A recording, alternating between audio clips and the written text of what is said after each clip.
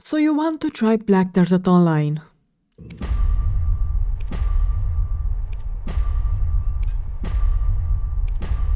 Oof, I feel sorry for you. Everybody talks about the competitive aspects, but what about the more casual play?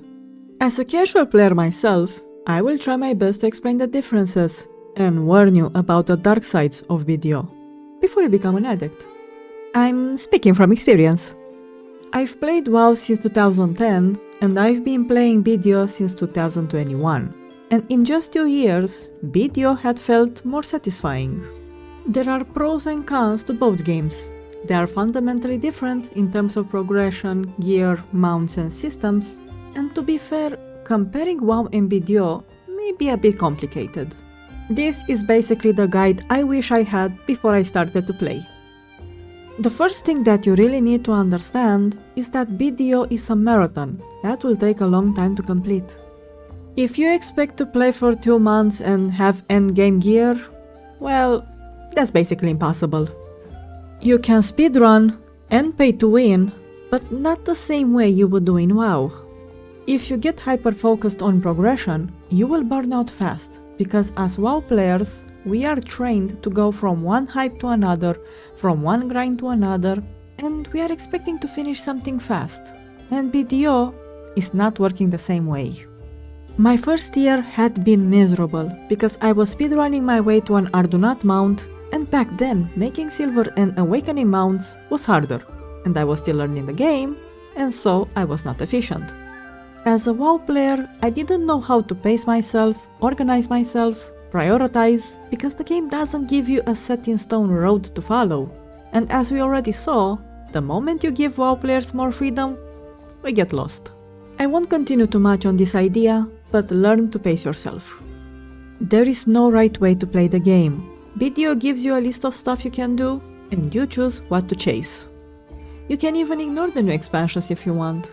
I, for one, didn't touch those areas yet. You can PvE grind, life skill, train horses, PvP, barter and sale, enhance gear, your game, your choice. All progress you do is evergreen. You decide when you want to play or quit, and if you take a long break, once you return, your progress is still there and you pick up from where you left.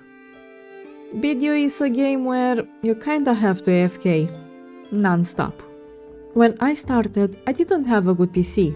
I had a laptop that could barely allow me to watch a Twitch stream with the chat open. There was no way I could run this game, so instead I played using GeForce Now, until recently.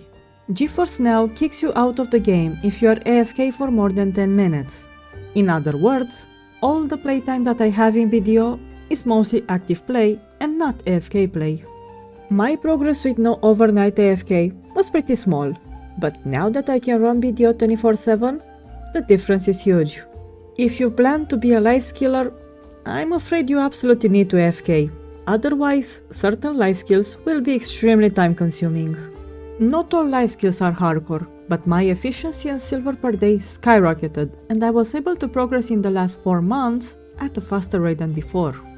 Workers do their job while online, farms grow only when online, and energy regens faster.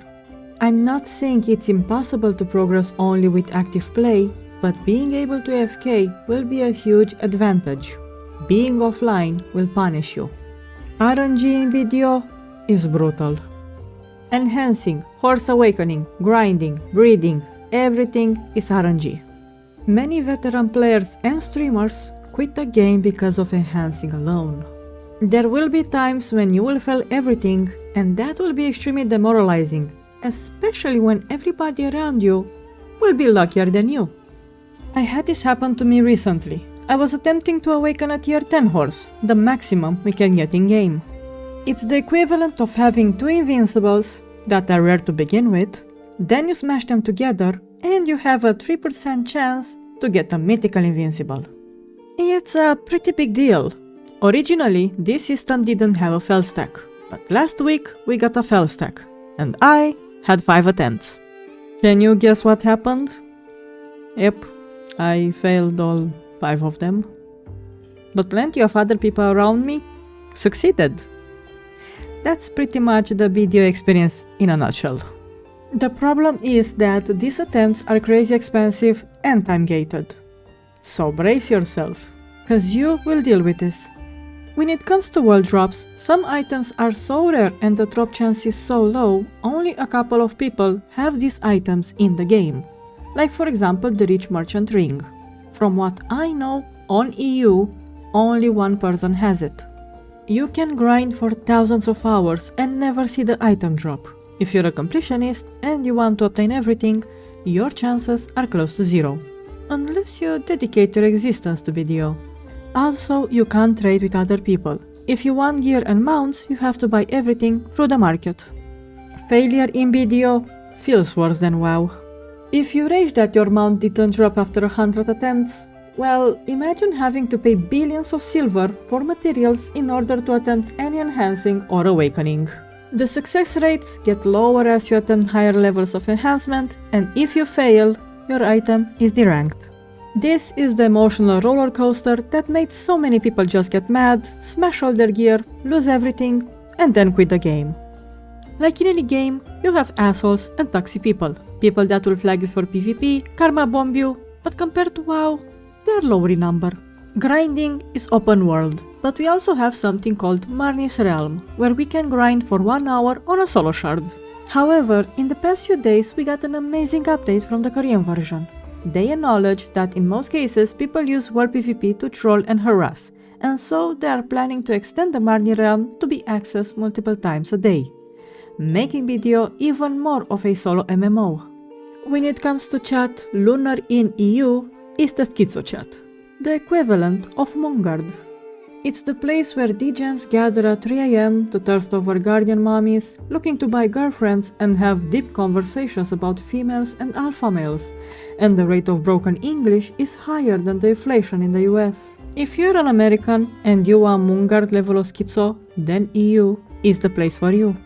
I did have a sneak peek in the NA chat, and when I logged in, everybody was talking about World of Warcraft and pay to win. Kinda mild compared to EU.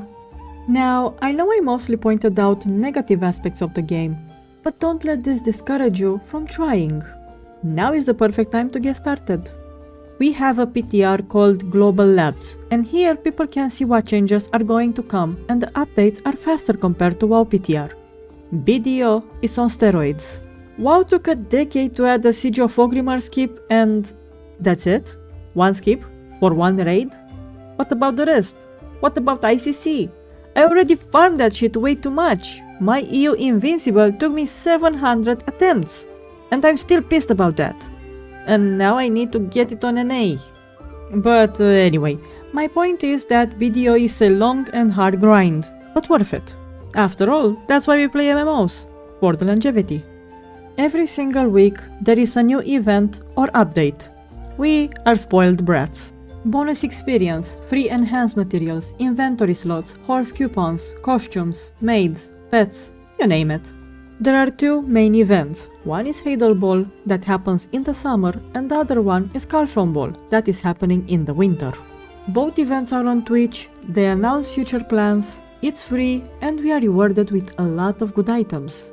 And there is no FOMO, you can skip the stream and still get the rewards. This year we had the Hadal Ball that was called Festa, and this came with the elusive tier 9 Dream Horse. In a couple of months we are going to have the Calphron Ball, and considering how popular BDO is now, I feel like they will try to even top the Festa. Compared to Blizzard, Pearl Abyss really goes above and beyond. They know how to get people excited and addicted. So join us. BDO won't ruin your life that badly. The honeymoon phase is amazing. Everything is new, different, fresh. However, at first glance, you will not see some of the hidden issues. Issues that I personally wish I knew before. Don't delete items just because you don't understand them. Don't use shop items until you understand how they work. Don't rush it. The game is full of useless and pointless items that only clutter your inventory. And more importantly, don't claim all your rewards from the Black Spirit safe. Those items never go away or expire, so only claim stuff when you need them. Be mindful that at some point the honeymoon will end, and you will start to see the flaws that BDO has. My point is not to make you run from the game. For me, BDO had really been an emotional roller coaster that made me wanna smash my keyboard, and maybe that's just me and my anger issues. But if you don't rage like an animal, can you even say that you're playing something good? So to wrap this up, is BDO better than WoW? Yes and no. There are many problems with BDO, but because these two games are so different, it's hard to say how you will feel about it. Pick your poison, honey. From my observations, WoW is the game that makes you hate Blizzard and other players, and BDO makes you hate yourself and RNG. The competitive side of WoW feels artificial and more toxic than BDO, even though in theory BDO should be more toxic because it's harder. This is maybe because in BDO you don't depend on others for your success. You can get the top gear on your own, you can enhance it yourself or get silver and buy it. But in WoW, in order to be decent, you need to know the right people, get in the right guild, get into the main raid, hope for the item to drop, and then convince the guild leaders that you deserve the gear. Or buy tokens and get boosted, hope the items drop, or else you will need another boost. So there you have it. It's a long one, but hopefully this is going to be a decent introduction for the RNG simulator. BDO may be hard and long, but this is one of the main factors that makes the game so goddamn good. It took me a long time to get some of my goals on EU, and now I'm kinda considering the option to also play on NA at the same time. Because why not? Give it a try. You don't have anything to lose and you don't pay a sub for it, so no FOMO. If you liked the video, please subscribe and follow my other socials. More MMO videos and WoW essays will follow, so stick around if you also have an unhealthy obsession with MMOs. Until then, have fun discovering BDO and feel free to comment below how was your first player experience. I'm curious to see how other WoW players feel about BDO, because I personally feel like WoW could learn some new stuff.